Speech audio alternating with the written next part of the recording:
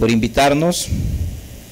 Quiero que sepan que en Impacto siempre estamos orando por todos ustedes. Y hoy estoy seguro que también están orando por mí. Y de eso se trata la iglesia, del amor de Dios, de la unidad. Y hoy quiero, pues, con toda confianza, hablar de Dios, hablar del Cristo en el cual nosotros, pues, nos hemos dedicado. Y yo quiero compartir con ustedes este día, esta mañana, la palabra de Dios.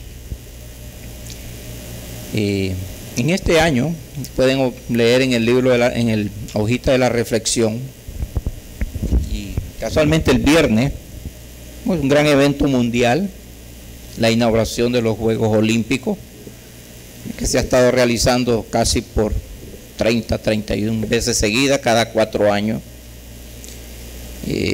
Eso conlleva una gran planificación, edificio, estructura, alimentación, movilización, seguridad, y todo eso es dinero, tiene un costo enorme, pero lo más importante ahí es el evento en sí. O sea, hay 206 naciones representadas, cada nación manda a sus jóvenes atletas, 16,000 atletas están participando, todo un municipio se puede decir, de los cuales pues están practicando 47 disciplinas. En cada una de las disciplinas solo uno se lleva la medalla de oro. Los otros 3 son premios de consolación, plata y de bronce. Es un evento grande, tan grande que muchos se están preparando desde ahora para las próximas Olimpiadas. Están moldeando su cuerpo, su carácter, el cuidado físico, sus alimentos, sus exámenes, controles hematológicos, su corazón, todo eso para las próximas Olimpiadas. ¿Y nosotros cómo nos preparamos para nuestras Olimpiadas espirituales, para nuestra carrera espiritual? Pablo, muy sabiamente, en el libro Primera de Corintios, capítulo 6,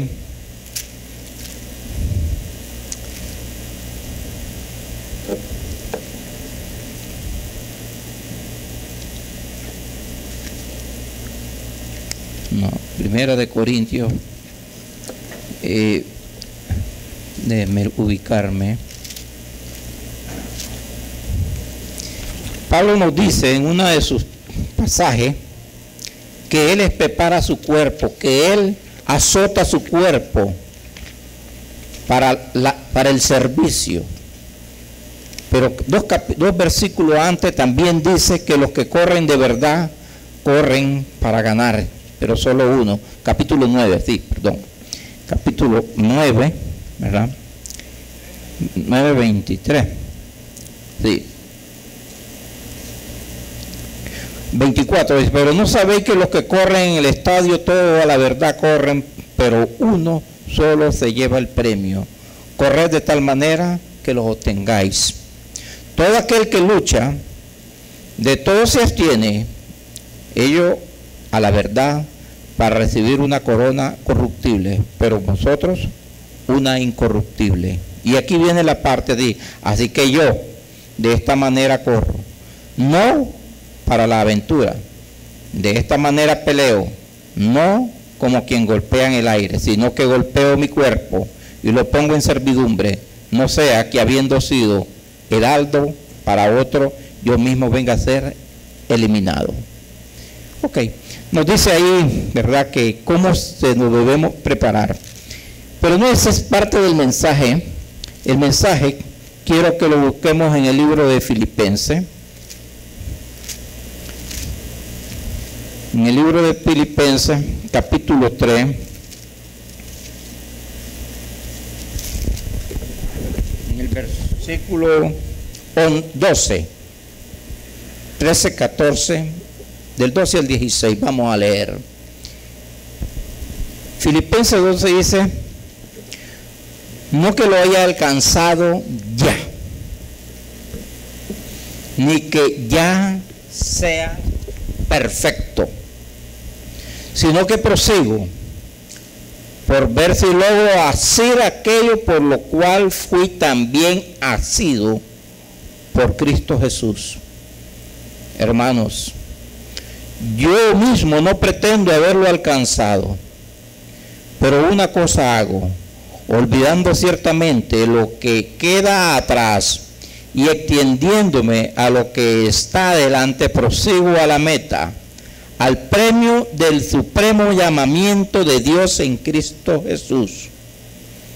Así que todos los que somos perfectos, esto mismo sintamos. Y si otra cosa sentís también, os lo revelará Dios. Pero en aquello en que hemos llegado, sigamos una misma regla, sintamos una misma cosa. Okay. Estamos hablando de una carrera espiritual. Primer momento en que habla Pablo acá dice, no que lo haya alcanzado ya. Pablo aquí nos está enseñando que él tuvo una evaluación. ¿Cuántos de ustedes se ha evaluado en su vida espiritual? Bueno, que no sea el pastor quien nos evalúe, sino que seamos nosotros mismos que vamos a evaluarnos en nuestra vida espiritual. ¿Qué consiste en mi vida espiritual? Vamos a ver cosas tan sencillas como dice, bueno, oro todos los días. Oro en la mañana, oro cuando tomo mis alimentos, doy gracias a Dios por todo lo que yo he recibido. Leo mi palabra todos los días, estoy compartiendo mi devocional. Estoy haciendo caso a la palabra según lo que me está diciendo que yo debo de obedecer. Estoy alabando y adorando al Señor, estoy congregándome. Todo eso debemos de verlo, y Pablo estuvo evaluando su vida y dijo, bueno, ¿cómo estoy yo? Y comienza a decir con esa frase, no que lo haya alcanzado ya, ni que pretendo, ni que haya sido perfecto. ¿De qué está hablando Pablo que no haya alcanzado ya? Volvamos dos versículos arriba, en el versículo 9 y 10 y 11. Pablo dice, y ser hallado en él, no teniendo mi propia justicia, que es por la ley, sino la que es por la fe de Cristo, la justicia que es de Dios por la fe, a fin de conocerle y el poder de su resurrección y la participación de sus padecimientos, llegando a ser semejante a él en su muerte. Y si de alguna manera llegase a ser la resurrección de entre los muertos, no es que lo haya alcanzado ya. ¿Cómo quería ser encontrado Pablo? Pablo quería ser encontrado en el conocimiento de él, en el sufrimiento de él, en la justicia de la fe y no de la obra. Quería encontrarse con esos criterios en Cristo Jesús. ¿Cómo se encuentra usted en esos criterios? Nosotros hemos dicho, bueno, hemos sufrido por el Evangelio igual que sufrió Cristo. No sé que va a llegar usted al cielo y va a estar allá con Pedro, Juan, Zacarías, Isaías y comentando cuál fue su sufrimiento. Sí, una vez yo iba a Choluteca a predicar y se fue la luz y no había aire acondicionado. Vieran qué calor, qué sufrimiento. No sé si eso van a ir a contar. Y me imagino yo que va a estar Juan, Pedro, ellos que murieron, grandes mártires que murieron por el Evangelio, y lo van a quedar viendo. Solamente eso. Bueno, ¿te parece poco? Un calor en Choluteca es tremendo. Pues queremos semejarnos a Cristo ese, pero tenemos que evaluarnos. cómo estamos semejándonos a Él, ¿verdad? Y no es que lo haya alcanzado ya, ni que yo sea perfecto. Entonces tenemos que autoevaluarnos y ajustar nuestras metas. Bueno, ajustando nuestra vida. ¿Quién me dice que estoy ajustando nuestra vida? Bueno, dice que no, ya no que sea perfecto. Ok, ¿de qué estamos hablando de la perfección? A veces tenemos un estándar de perfección en el cristiano como aquella persona que nunca peca, que siempre anda con la Biblia en la mano, aquella persona que para todo, que tiene aquel lenguaje muy cristiano, muy evangélico, dice bendiciones hermano, que tal cosa, que Dios lo bendiga, que Dios lo cuide. Y pensamos eso es la perfección, pero no es propiamente la perfección eso. Dice en el libro de Génesis 6:9 que Dios vio y platicó con Noé, que le dijo, este es un varón perfecto. Y todos conocemos lo que Noé sucedió más adelante. Después que pasó el diluvio, Noé hizo su viña, tomó vino y se emborrachó. Y eso hizo pecar a un hijo de Noé y fue maldito. Pero era un varón perfecto ante Dios. En el libro de Job, capítulo 1, también dice el Señor con un diálogo con Satanás y le dice, ¿has mirado a mi hijo Job? Un hombre perfecto. ¿Verdad? También la palabra nos enseña en el 2 de Timoteo 3:17, ¿verdad? A fin de que el hombre de Dios sea perfecto, preparado para toda buena obra. Pues el hombre perfecto no es el que no peca. El hombre perfecto es aquel que el que reconoce su pecado, se lo presenta a Dios, ora porque es perdonado y sigue adelante, no tratar de seguir pecando. Ese es el hombre perfecto. Entonces él está ajustando su vida y te le está diciendo, no es que yo sea perfecto, ¿verdad? No soy perfecto todavía, sigo todavía la meta, sino que prosigo, o sea, trato de completar mi vida. Hemos caído, hemos sufrido, dice, todo lo que estamos en la obra, pero proseguimos. No dice seguimos, sino proseguimos. Ese proseguir quiere decir después de una caída, después de una derrota, después de no cumplir, me levanto y sigo, prosigo. Y todos en nuestra vida como cristianos hemos proseguido, hemos tenido problemas, hemos pecado, le hemos pedido perdón al Señor y proseguimos a parecernos a Él. Y seguimos más adelante en el proceso de nuestra carrera espiritual y dice, no es que yo sea completo, pero sí prosigo a ver si logro hacerme de aquello por lo cual que también ha sido en Cristo Jesús. Ok, significa que me voy a apropiar. Todos ustedes los que estamos acá, ninguno vino hoy por casualidad, ni yo estoy aquí de Tegucigalpa por casualidad, ni Juan José me está aquí por casualidad, está porque fue escogido. Fue asido, la palabra asido quiere decir agarrado, sujetado fuertemente. El mismo Pablo dice que él fue asido. Trato de agarrarme de lo que yo fui agarrado. ¿Qué fue agarrado Pablo? En Hechos 9:15, de ahí nos dice claramente cuál fue el propósito del Señor para Pablo. El libro de los Hechos 9:15 dice, y les voy a contar, y ustedes saben todo el proceso de la conversión de Pablo cuando él iba a Damasco, iba a la persecución de los cristianos, tuvo un encuentro personal con Jesucristo ya resucitado, él perdió su vista, él tuvo una visión, cómo iba a recuperar su vista a través de la imposición de manos que iba a orar a Ananías. El mismo Señor le pide a Ananías, ve a la casa, porque está Pablo, y él miró una persona que iba a orar por él. Mira, dice, no, Señor, yo he escuchado mucho de Pablo, sé que tiene autoridad, dice, con mucho temor, pero sin embargo el Señor, ¿qué es lo que le dijo? El Señor le dijo, ve, porque instrumento escogido me es este, para llevar mi nombre en presencia de los gentiles y de los reyes y de los hijos de Israel, porque yo demostraré cuánto le es necesario padecer por mi nombre. Tenemos que sufrir. Nos queremos semejar a Cristo cada día.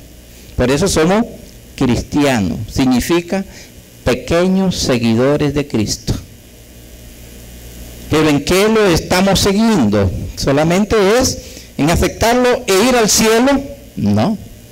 Tenemos que sufrir igual que Él. Queremos ser semejantes, no solamente en su gloria, también tener semejante en el sufrimiento de compartir el Evangelio. Todos nosotros hemos sido escogidos para compartir el Evangelio. Uno con más liberalidad que otros, pero todos debemos de ser ejemplo del Evangelio. Y el mismo Pablo aquí, él dice, yo he sido sujetado, agarrado para presentar el Evangelio. Y ahora dice, necesito agarrarme yo. ¿Cómo se está agarrando usted del Evangelio? ¿Está viviendo realmente la vida que Dios nos dice a través de su palabra? ¿O está viviendo la suya? Y eso es lo que uno que debemos hacer, la autoevaluación. ¿Qué tanto yo estoy siguiendo la voluntad de Dios o qué estoy haciendo bajo mi voluntad? ¿Estoy dependiendo de Dios o estoy dependiendo de mi fuerza? ¿Estoy dependiendo de mi conocimiento? ¿Estoy dependiendo de mi capacidad económica o estoy dependiendo realmente de la palabra? Es necesario, no estoy diciendo, ni me vaya a interpretar, bueno, que si tiene pito ya no debe de tener. No, no se trata de eso. No se trata de que usted no trabaje, sino de cómo está dependiendo su vida si realmente es de Dios. Está asido, agarrado fuertemente de la palabra de Dios. Es una carrera que nosotros debemos de hacer cada uno. Ahora, en el proceso de planificación ustedes pueden ver que siempre estamos, ¿por qué planificación? Porque siempre estamos planeando en nuestra vida como cristianos, siempre estamos tomando decisión. Estoy realmente dentro de mi estructura como cristiano, obedeciendo la palabra del Señor o encajado dentro de la palabra de Dios. Estoy evaluándome constantemente qué hice como cristiano, qué me dijo la palabra de Dios y qué es lo que yo hice. Yo estoy planificando mi vida y estoy constantemente ejecutando mi vida. Ese es un esquema de un proceso de planificación. Pero nosotros como cristianos también tenemos otro tipo de esquema aún más bíblico. Y ustedes pueden ver acá, algo muy sencillo. La línea horizontal, la moradita, es una persona que lleva su propio propósito y objetivo como hombre, como decir, en mi carrera como cristiano. Como la palabra dice que todo hombre esté enteramente preparado para toda buena obra. Un ministerio, y estoy hablando de una iglesia, no puede crecer si no profundiza en la parte inferior donde dice la palabra de Dios. Cada vez que estamos profundizando y viviendo la palabra de Dios, el propósito de Dios lo vamos a alcanzar. Igualmente sucede en mi vida. Si yo estoy profundizando en la palabra de Dios, me voy a ajustar entonces mi objetivo, mi meta, a la voluntad de Dios. A veces cuánta gente decimos, bueno, es que es la voluntad de Dios, y nunca ha abierto una Biblia, nunca ha leído un pasaje. Si realmente lo que está haciendo es la voluntad de Dios o la voluntad propia de Él. Dios nos está enseñando entonces que debemos de profundizar y conocer y evaluarnos constantemente sobre qué es lo que debemos de hacer en nuestra vida. Ahora, segunda parte donde dice, en el libro de Filipenses, versículo 13, hermanos míos, yo mismo no pretendo haberlo alcanzado ya. Pero una cosa hago, olvidando ciertamente lo que queda atrás y extendiéndome a lo que está adelante, prosigo a la meta del premio del supremo llamamiento de Dios en Cristo Jesús. Ok, ¿qué nos está diciendo ahí? Nos está diciendo que todavía no lo ha alcanzado. No tengo, hermano, yo mismo no pretendo haberlo alcanzado. ¿Qué es lo que estaba siguiendo y qué es lo que estaba queriendo alcanzar? El cielo, la salvación, ya la tenía. Estaba simulando, queriendo alcanzar otra vez cómo vivir y ser y sentir una vida en Cristo. Cómo nosotros cada día nos parecemos más a Cristo. Cada día la gente tiene que ver que sus hijos se parecen más a su padre. ¿Cómo se siente uno orgulloso cuando le dicen, tu hijo se parece mucho a ti? En lo físico, no, en tu forma de actuar. Yo tenía una tía y yo me sentía muy orgulloso porque yo decía, yo soy el que más me parezco a mi papá. Entonces me dice, no, me dice, vos tenés el cuerpo de los de tu mamá, me dice, pero tenés los modos de tu papá. Me dijo todo lo que yo quería saber. Ahora, ¿usted se parece a Cristo? ¿Tiene los modos de Cristo? ¿O los modos de su papá? ¿O de su mamá? ¿A quién le gustaría parecerse usted como cristiano? ¿A quién le gustaría imitar? Ahí mismo, en el libro de Efesios 5:1 nos dice, imitemos a Cristo. ¿A quién le gustaría usted imitar? ¿Con quién le gustaría compararse? Generalmente siempre nos comparamos con el más bajo, con el peor. Hacemos la de los alcohólicos, que nunca se comparan con el que no bebe. Siempre se comparan con el que bebe más que él. Igualmente nosotros a veces nos comparamos con el que peca más y no con el que no peca. Por eso Pablo estaba comparándose él con Cristo. Estaba diciendo que quería ser semejante a él en el sufrimiento, en su obra, en su justicia, en su resurrección, si acaso llego, dice. ¿Quién quiere probar que va a resucitar? Ahorita nadie, ¿verdad? Hasta que el Señor me haga el llamado. Pero nadie quiere parecerse en la resurrección ahorita. Pero es inevitable, los cristianos vamos a pasar a ser perfectos y a la resurrección. De eso lo tenemos seguro. Entonces, pero Pablo quería hacerlo como en vida. No me parezco todavía, dice, no lo he alcanzado ya, pero sí tengo un plan de acción, porque yo quiero llegar a él. Primero dice, olvidando lo que queda ciertamente atrás, olvidando lo que queda atrás, una cosa, olvidando ciertamente lo que queda atrás, olvidando ciertamente lo que queda atrás. Ok, ¿qué es lo que queda atrás? Si ustedes leen unos versículos más atrás, por eso dice olvidando lo que queda atrás, está atrás, cuando él habló de su currículo, quién era Pablo, ¿verdad? Estaba, dice, en los pies de Gamaliel, fue instruido en la palabra de Dios. Era de los recalcitrantes en cuanto a la justicia, fariseo, perseguidor, tenía autoridad. Pero él dice, quiere olvidar lo que queda atrás. Tal vez nosotros no tenemos ese currículo, pero sin embargo somos médicos, ingenieros, empresarios, y creemos que eso nos va a ayudar para ver hacia adelante la palabra de Dios en nuestra carrera espiritual. No va a servir. La palabra nos dice, está bueno para la vida, pero no para alcanzar la meta de ser semejante a Cristo. Porque lo único que podemos alcanzarlo es a través de su palabra, imitando a Cristo. Y así va Él. Y no es que lo ha alcanzado atrás. Bueno, olvidando. Olvidamos nuestras propias capacidades.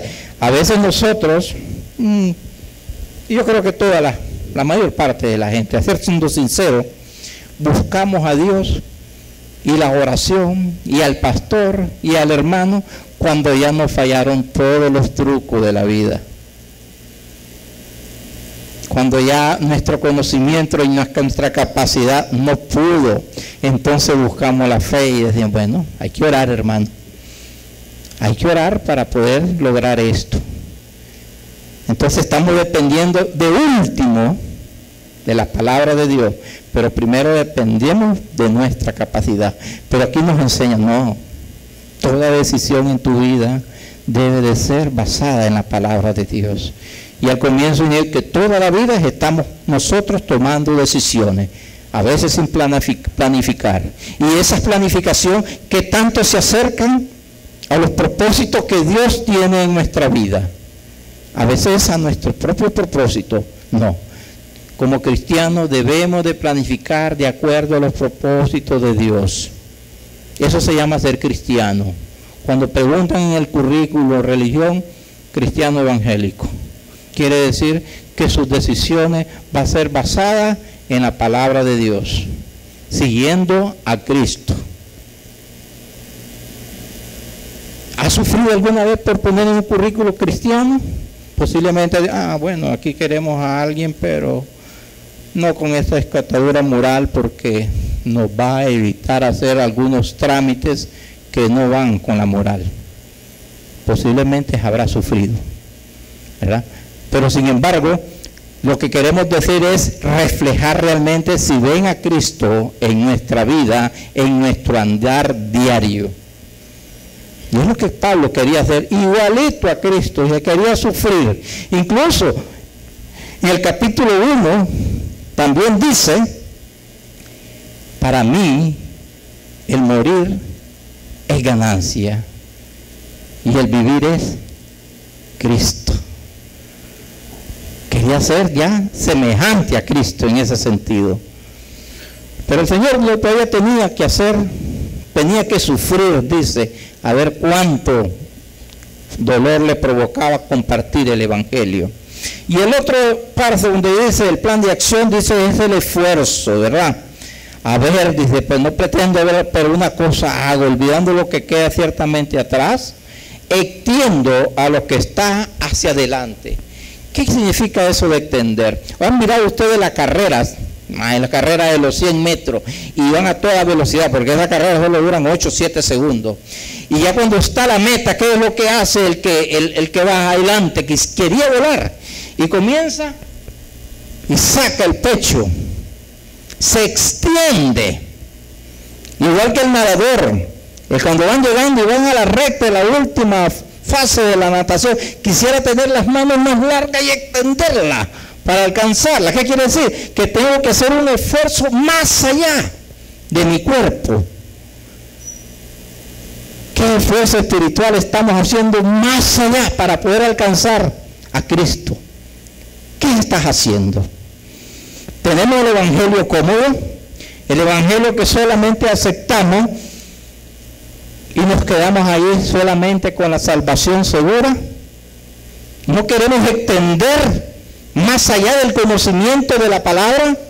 No queremos comprometernos más en la palabra. Y es lo que Pablo nos está explicando acá. Tenemos que esforzarnos en la palabra. Y si te dice que tenemos que esforzarnos, quiere decir que no es fácil. Quiere decir que se necesita un gramo más de esfuerzo en nuestra vida. Yo estaba en esta cámara con su pastor y estábamos platicando en eso, que el Evangelio no es fácil. Es difícil, tiene un costo. ¿Por qué? Porque no queremos dejarlo de atrás. Es difícil querer ir hacia adelante y volver viendo hacia atrás. Usted no puede correr los 100 metros y haciendo un esfuerzo, volviendo a ver hacia atrás. Y eso es lo que duele. Tenemos muchas cosas atrás que nos duele dejarlas. Ahora, la palabra es bien sabia. Quítese de vosotros, dice. ¿Qué es lo que voy a quitar? Todas las cosas de atrás, todo lo que es del mundo. ¿Voy a vivir en el mundo? Sí, voy a vivir en el mundo, pero ya no es que vivo en esas cosas, sino que vivo en la palabra de Dios en el mundo. Es lo que nos quiere enseñar. Entonces, tenemos ahora el plan de acción y un esfuerzo. Hebreos 6.1 es uno de los pasajes que nos habla sobre ese esfuerzo, ¿verdad?, que nosotros necesitamos hacer. Y miren lo que nos dice: por tanto, dejando ya los rudimentos de la doctrina de Cristo, vamos ¿a dónde? Adelante, a la perfección, no echando otra vez los fundamentos del arrepentimiento y las obras muertas de la fe en Dios. No es que eso sea malo, pero eso fue bueno cuando usted se convirtió en cristiano. Usted tuvieron que darle del uno a uno las bases, el fundamento de la fe. Usted tiene que defender su fe. Usted tiene que saber por qué es salvo. Usted tiene que saber que usted va a ir al cielo. Pero ahora ya tiene las bases. Cuando usted va a construir una casa, ¿qué es lo que hace primero? Las bases. ¿Y qué hace después? Levanta, edifica sobre las bases, las paredes. Ok, de eso es lo que se trata ahora nosotros. Ya tenemos las bases. Ahora esforcémonos, extendámonos hacia levantar y edificar el cuerpo. Una iglesia. Me recuerda a la iglesia Impacto allá en el 2001. Así iniciamos. Con un cuerpo pequeño. Su pastor decía: ahorita somos pocos, conozcámonos. Si es cierto, digo yo. Pregúntenme a mí cuántas personas conozco ahora en Impacto. Solo los que los conocí cuando éramos pocos, porque ahora somos muchos. Dios ha ido agregando cada vez más a la congregación. Son 3 cultos que tenemos, son demasiados. Pero los pocos que nos conocemos siempre nos saludamos con aquel calor y con aquel amor. Seguimos siendo hermanos, tenemos nuestro propio círculo de los viejos. Entonces, Dios quiere que nosotros esforcémonos, dice, para que podamos crecer. Tercero, ¿cómo voy a ejecutar ese plan? ¿Verdad? Versículo 14, 3:14 nos dice, ¿verdad?,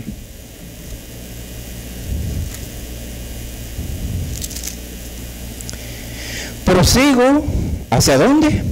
Hacia la meta, ¿verdad? Entonces no voy a proseguir a cualquier lugar. Debo tener una dirección hacia dónde debo de ir. Cuando yo acepto a nuestro Señor Jesucristo como Señor y Salvador, ya tengo una meta ganada. Tengo lo que se llama la vida eterna. Mi meta señala hacia el cielo, hacia arriba. Cuando yo quiero crecer en fe, necesito alcanzar otra meta. Necesito llevar mis estudios, discipulados, conocer qué es lo que es la fe y comenzar a vivir en fe. Ya tenemos que determinar, tengo que tener, pero esa determinación, tengo que tener ese propósito en mi vida como cristiano, alcanzar esa meta. Pero para eso necesito también el carácter. Necesito saberlo, tomar esa decisión. Ahora, todo el mundo, toda la gente nace separada de Dios, dice la palabra. En Efesios 2:1 lo dice: vosotros que estáis muertos en vuestros delitos y pecados en otros tiempos, dice.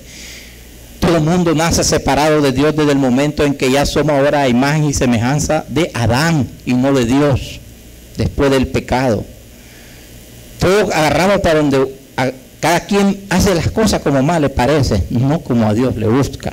Entonces, ¿qué es lo que hace nuestro Señor Jesucristo? Trabaja en nuestro carácter. El Espíritu Santo trabaja en nuestro carácter.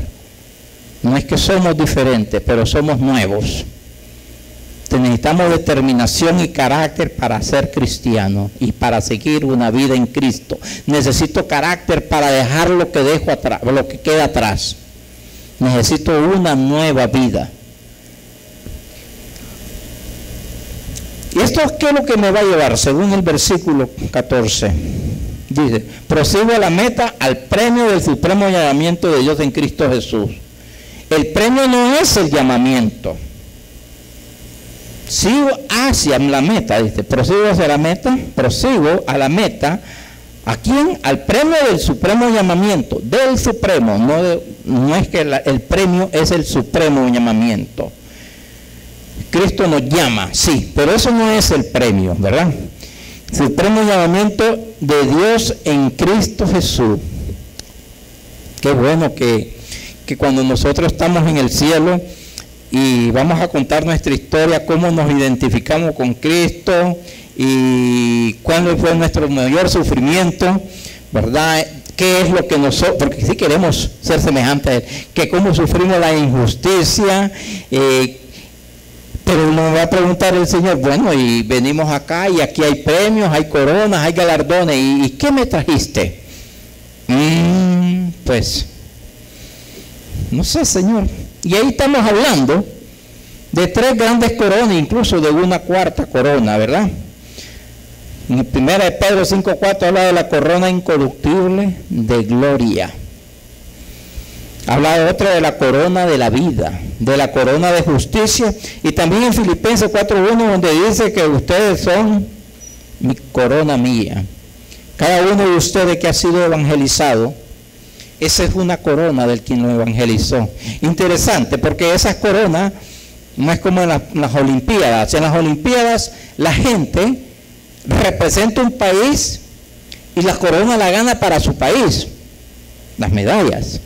Pero la medalla le queda al ganador. En el reino de los cielos es al revés. Representan al reino de los cielos, pero cuando llegan con las coronas de gloria, de victoria, se la dan al Señor. Son del Señor. ¿Qué es lo que tú vas a llevar ante el Señor?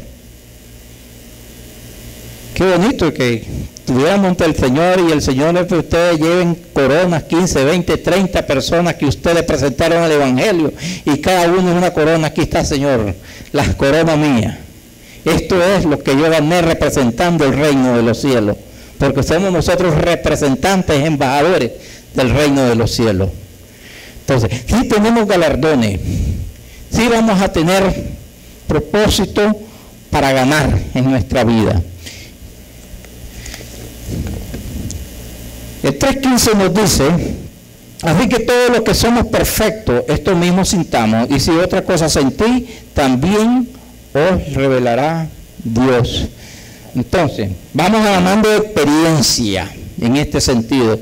Todos somos perfectos, todos los que somos perfectos, todos los que hemos madurado en otra forma.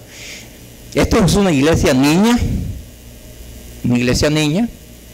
y es una iglesia de jóvenes, pero yo no pierdo la esperanza de ver una iglesia grande y madura. La obra no es de él, la obra no es de Impacto, la iglesia es de Cristo. ¿Quién pagó por la iglesia? Cristo. ¿Cuál es la parte visible de la de Cristo? La iglesia. ¿Quién es la cabeza de la iglesia? Cristo.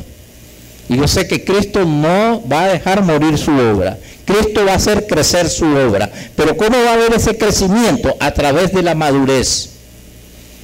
Si nosotros hacemos el esfuerzo de proseguir, de buscar los galardones y representar el reino de los cielos con dignidad, eso es nuestra función y nuestra meta, lo que debemos de apuntar. ¿Qué es lo que Dios quiere de nosotros? Y acuérdense en el cuadrito, cada vez que profundizamos más en la palabra de Dios, nos acercamos más a las metas y objetivos que Dios quiere. Pero eso no nos separa del mundo en que vivimos. A veces la gente tiene miedo de separarse del mundo y dedicarse solo a las cosas de Dios. Usted puede vivir la palabra de Dios en su trabajo, puede glorificar a Dios con un buen trabajo, haciendo bien las cosas. Puede glorificar a Dios usted en el deporte, jugando limpio. Puede glorificar a Dios en la escuela, siendo un buen estudiante y demostrando que sí, se puede vivir en el mundo y glorificar a Dios. Puede glorificar a Dios en la iglesia, alabándolo, involucrándose, creciendo, ganando los galardones que Dios quiere que usted le presente en el día de su presencia, cuando tenga ya usted la presencia directa con Dios. Ok. Entonces, cuando nosotros estamos unidos, cuando la iglesia ha madurado, hay unidad. Unidad de pensar. Podemos pensar a veces diferente, pero con un solo objetivo, que es alabar y glorificar al Señor en la iglesia. El problema es cuando hay diversidad. Hay unidad en la salvación. Todos sabemos que nadie puede salvarse aquí por obra, sino que es un don dado de Dios. Es la gracia de Dios. En aquel tiempo, cuando Pablo era perseguido en los Filipenses, estaba preso Pablo cuando escribió la carta. Cuando estaba ahí escribiendo los Filipenses, habían 3 tipos de personas que él les manda a decir en el libro 3, capítulo 3, versículo 1. Tengan cuidado, ¿de quiénes? De los perros, de los mutiladores del cuerpo y de los malos obreros que se estaban infiltrando en la iglesia para romper esa unidad de la iglesia. Los perros son los que no creen y los que maldicen al cristianismo. Los mutiladores del cuerpo son los que decían que había que circuncidarse para poder alcanzar la gloria de Dios, para poder ser salvo. Y los malos obreros, los que se infiltraban en la iglesia tratando de desviar de la sana doctrina. Y cuando llegamos a la madurez, ellos comienzan y dicen, es necesario que haya madurez, que haya una regla, que haya meta.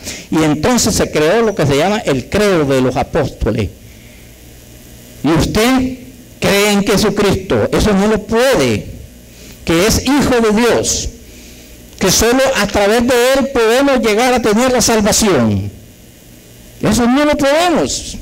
Eso no significa ser maduro, que no es por gracia. ¿Cómo vamos a crecer en fe? Y entonces dice que es la unidad. Pero si dice que hay diversidad, cuando alguien piensa que no es así, mire lo que dice la palabra. El versículo 15 dice, así que todos los que somos perfectos, esto mismo sintamos, y si otra cosa sentís, también Él os lo revelará.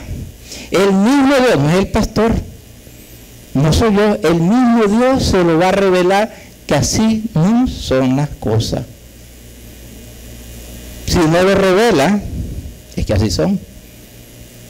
Pero muchos quieren imponer en la iglesia doctrina sin conocer la palabra de Dios, simplemente basado en experiencia y en cosas propiamente humanas o tradiciones.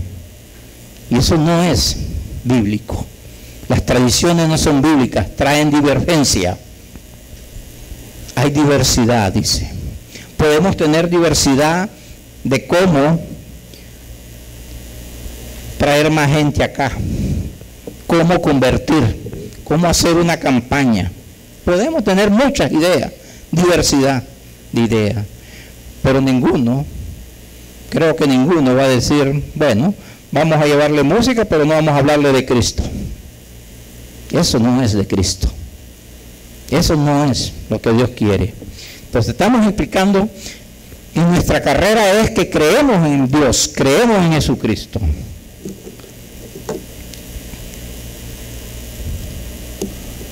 En el versículo 16 dice, pero en aquello en que hemos llegado, sigamos una misma regla, sintamos una misma cosa. Es una recomendación. En aquellos que estamos seguros que hemos llegado, sigamos una misma regla. Eso quiere decir, ¿verdad?, que debemos como iglesia sentir lo mismo, tener la misma unidad. Quiero que sepan, y lo reitero una vez más, que nuestra iglesia ha estado orando mucho por todos ustedes. Tenemos un mismo sentir en ustedes. También estamos orando por las otras misiones de Dios, que Dios nos ha puesto en sus manos, y tenemos la responsabilidad de hacerlos crecer, de hacerlos madurar. No todo es fácil. Hay situaciones muy difíciles, tal vez, que se nos escapan en nuestra vida. Pero queremos seguir la voluntad del Señor. Seguimos que Dios sea el que guíe esta iglesia, que Dios guíe su vida. Podemos concluir en este pasaje que nuestro parámetro de crecimiento es Cristo. Es quien nosotros debemos de compararnos. Pero a veces oigo frases hirientes donde dice que tal vez un hermano de la iglesia cometió un error y otra persona que no es cristiana sí está viendo que es cristiano, pero que cometió ese gran error. ¿Y qué es lo que dice? Ser cristiano como fulano, mejor me quedo acá. Tengamos cuidado en eso, porque nuestro parámetro no es el hermano. Nuestro parámetro no es el que tengo más cerca. Mi parámetro para medirme a qué nivel llego, en qué nivel estoy, es Jesucristo. ¿Qué tanto lo he seguido? Segundo, nuestra perfección está en Cristo. No está en el pastor, no está en mi líder. Debo de seguir es a Cristo. Él es mi perfección total. Ahorita tengo una perfección, sí, pero una perfección muy particular, muy humanamente, se puede decir. Pero voy a llegar a la perfección total en la presencia de Dios. Estamos entonces bajo una perfección parcial. Tercero, nuestro objetivo supremo es la vida eterna en Cristo Jesús. Ese es nuestro objetivo supremo, la vida eterna, nuestro objetivo supremo. Todos nosotros los que hemos aceptado hemos alcanzado ese objetivo supremo. Ahora actuemos para alcanzar más personas que logren compartir con nosotros. Y que las coronas que nosotros ganamos, si es que la logramos ganar, dice que no son para nosotros, son para Cristo Jesús, para presentarle lo que nosotros hemos hecho con los dones que Él nos ha dado, con los frutos que ha desarrollado el Espíritu Santo en nosotros para poder llevar el Evangelio. Estamos en el periodo de la gracia. Van a haber días difíciles. Cuando Cristo iba a nacer, hubo momentos difíciles. Fue perseguido desde su nacimiento. Fue muerto. Estamos en el periodo de gracia. Pero cuando Él vuelva a venir, van a volver otra vez las tribulaciones. Van a haber días difíciles. Entonces, si estamos en el periodo de gracia, es fácil, te puedo decir, ahorita, comparado con lo que viene el futuro. Porque eso es inminentemente. Va a venir ese día. ¿Cuándo? No sabemos. Pero mientras sea, como dicen, fácil hoy, hagámoslo. Trabajemos en la obra del Señor. Comprometamos.